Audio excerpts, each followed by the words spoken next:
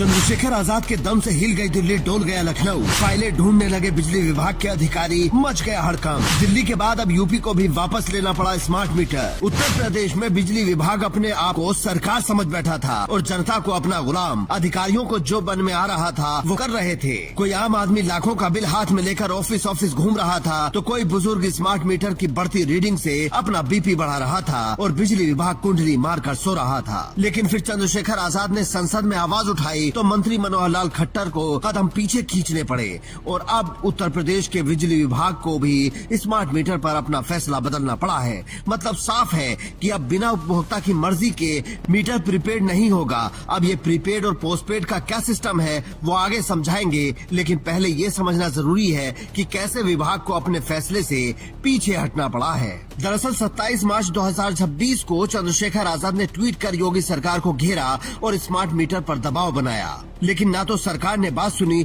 और ना ही विभाग के कान पर जूं रेंगी। इसके बाद चंद्रशेखर आजाद ने 2 अप्रैल 2026 को संसद में केंद्रीय मंत्री मनोहर लाल खट्टर से सीधा सवाल पूछ लिया और वहीं से ये बात साफ हुई कि स्मार्ट मीटर को प्रीपेड करना कोई जरूरी नहीं है, लेकिन विभाग इसे अब तक जरूरी बताकर हर उपभोक्ता को परेशान कर रहा था। अध्यक्ष जी, प्राइवेट कंपनियां कहती हैं पहले इस्तेमाल करो फिर विश्वास करो, और हमारी भाजपा के नेतृत्व वाली एनडीए सरकार भी पहले स्मार्ट मीटर के नाम पर उपभोक्ताओं से कह रही है पहले भुगतान दो फिर बिजली लो।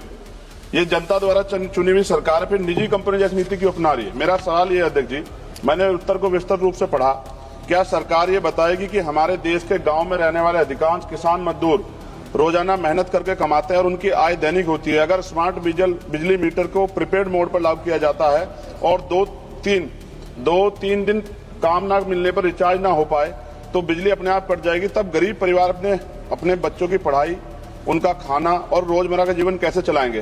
क्योंकि सरकार वीबी राम जी के जरिए 125 दिन रोजगार गारंटी देती है, तो क्या ये अपेक्षा करती है कि गरीब परिवार 365 दिन पहले भुगतान फिर बिजली का बोझ उठाएं?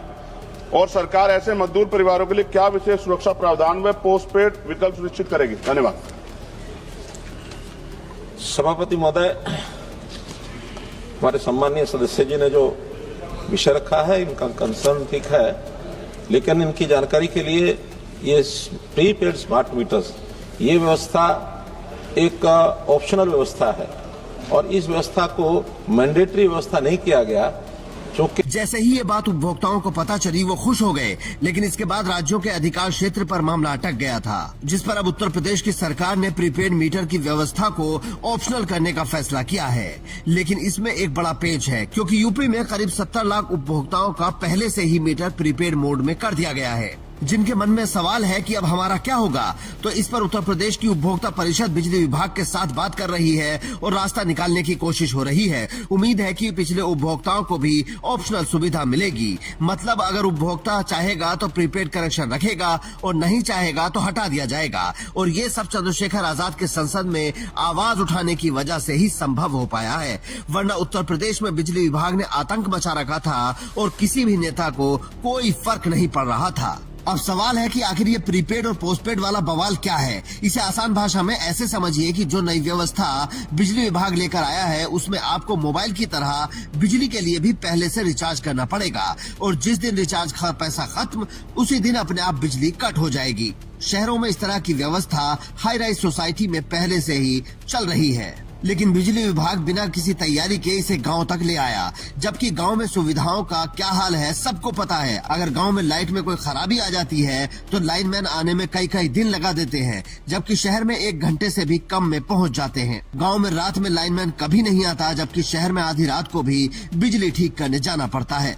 तो अगर बिजली विभाग को ये व्यवस्था लागू करनी है तो पहले यहाँ की सुविधाओं को ठीक करना होगा और अपना हिटलर वाला रवैया बदलना होगा। हालांकि कुछ जगह उपभोक्ताओं की भी बिजली चोरी की शिकायतें मिलती हैं, जिस पर कानूनी कार्रवाई होती है और होनी भी चाहिए, लेकिन गरीबों पर यह बोझ डालना सही नहीं था, जिसकी आवाज किसी नेता ने नहीं उठाई। अगर चंद्रशेखर आजाद भी संसद में मंत्री से सवाल नहीं करते तो जनता को पता ही नहीं चलता कि प्रीपेड मीटर जरूरी नहीं है। इसीलिए कहते हैं कि नेता हमेशा पढ़ा लिखा होना चाहिए, जो व्यवस्था को समझ सके और सही जगह से इलाज कर सके। वरना सोचिए, अगर चंद्रशेखर आजाद की जगह कोई और नेता होता तो सार्वजनिक मंच पर आवाज उठाने के बाद बैठ जाता और जनता असलियत कभी जान ही नहीं पाती। अगर आप भी बिजली विभाग के हठधर्मी से परेशान हैं तो अपनी समस्या कमेंट बॉक्स में लिखें और इस स्टोरी को शेयर कर दें ताकि अधिकारियों तक आपकी आवाज पहुंच सके। Bureau report, India news.